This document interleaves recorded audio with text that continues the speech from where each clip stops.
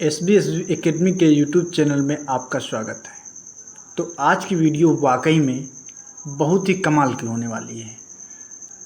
तो आज हम बात करने वाले हैं सेल के बारे में। सेल क्या होता है, सेल के टाइप कितने होते हैं, इन सब के बारे में बात करने वाले हैं। तो चलिए शुरू करते हैं इस वीडियो को।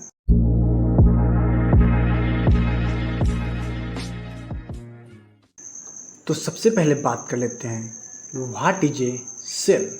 सेल क्या है? तो इसमें बताया गया है cell is a device which generates electricity by using chemical energy. जो सेल है हमारा वो एक उपकरण है जो रासायनिक ऊर्जा का उपयोग करके बिजली उत्पन्न करता है।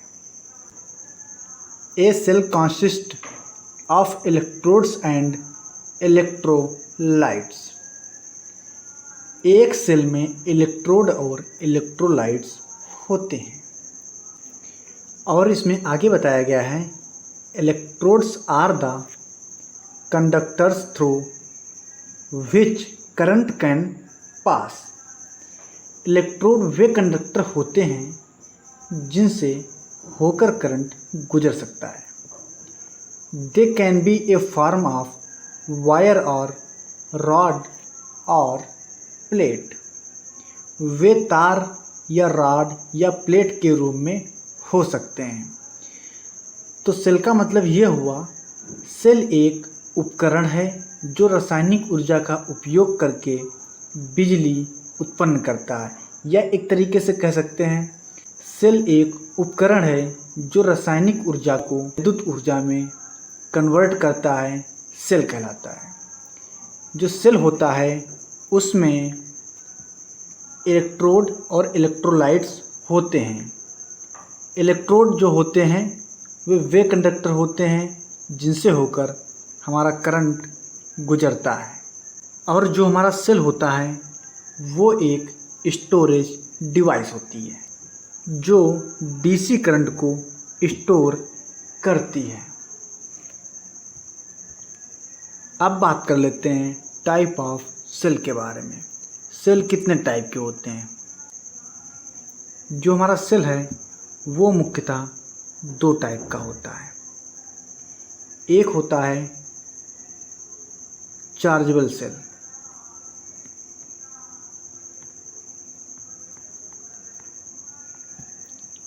और एक होता है नॉन चार्जेबल सेल।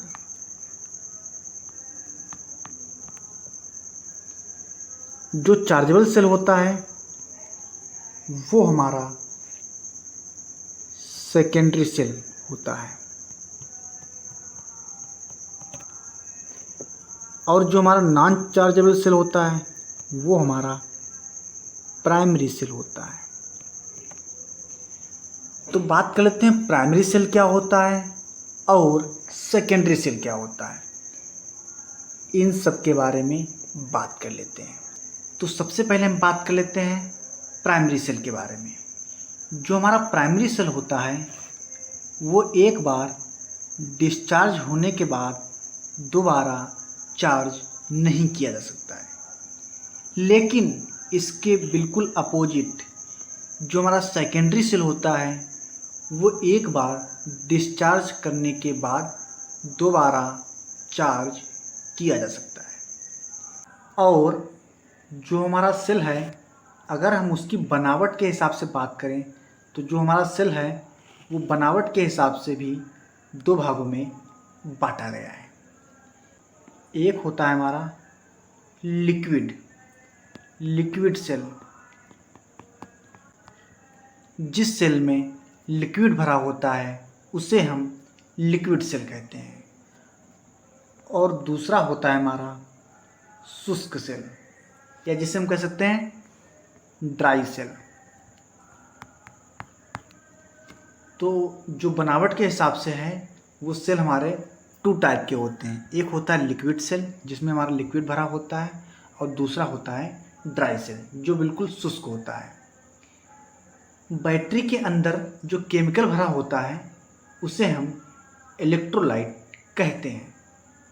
और ये जो इलेक्ट्रोलाइट है अगर वो द्रव के रूप में है तो उसे हम लिक्विड सेल कहते हैं, और ये जो इलेक्ट्रोलाइट है अगर वो एक सॉलिड है तो उसे हम शुष्क सेल कहते हैं। शुष्क सेल का हम उपयोग वहाँ करते हैं जहाँ ज़्यादा हिलना डुलना होता है, और जो हमारा लिक्विड सेल है उसका यूज हम स्थायी जगह पर करते हैं। तो ये हो गए हमारे सेल के टाइप। अब हम आगे बात कर लेते हैं टाइप ऑफ प्राइमरी सेल। देखो जो सेल है हमारा वो दो टाइप का होता है, एक प्राइमरी सेल और एक होता है सेकेंडरी सेल। बनावट के हिसाब से बात करें तो एक होता है लिक्विड सेल और एक होता है शुष्क सेल। तो जो प्राइमरी और सेकेंडरी सेल होते हैं उसमें जो प्राइमरी सेल है वो भी कई टाइप का होता है, तो उन सब के बारे में भी हम बात कर लेते हैं। तो सबसे पहले हम बात कर लेते हैं वोल्टेज सेल, मतलब वोल्टेज सेल के बारे में। वोल्टेज सेल क्या होता है इसके बारे में बात कर लेते हैं। ये जो डायग्राम दिखाया गया है ये वोल्टेज सेल का डायग्राम है। तो इसमें जो वैद्युत अपघट्य होता है या कह सकते हैं इसका जो विलयन होता है वो H2SO4 का होता है, और इसका जो एनोड मतलब पॉजिटिव सिरा है इसमें कॉपर की छड़ होती है, और जो इसका कैथोड वाला सिरा है इसकी जो छड़ है वो जिंक की होती है। तो एक तरीके से कह सकते हैं जिसका वैद्युत अपघट्य H2SO4 और एनोड कॉपर का तथा कैथोड जिंक का हो उसे हम वोल्टेज सेल कहते हैं। अब बात कर लेते हैं लैग्रांज सेल के बारे में। जो हमारा लैग्रांज सेल होता है उसमें जो वैद्युत अपघट्य होता है मतलब कि जो विलयन होता है, ये जो हमारा जो विलयन है ये अमोनियम क्लोराइड का होता है, और इसकी जो एनोड वाली छड़ है वो कार्बन की होती है, और इसकी जो कैथोड वाली छड़ है वो हमारी जिंक की होती है। कैथोड का मतलब है माइनस और जो एनोड है उसका मतलब है पॉजिटिव वाली। तो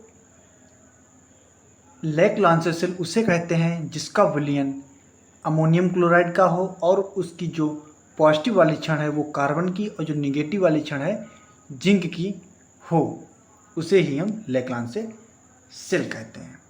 अब हम बात कर लेते हैं डेनियल सेल के बारे में। ये जो डायग्राम आपको दिखाई दे रहा है ये हमारा डेनियल सेल का डायग्राम है। ये जो छड़ आपको दिखाई दे रही है ये जिंक की होती है, ये जिंक की छड़ है, और ये छड़ जो होती है वो हमारी कॉपर की छड़ होती है।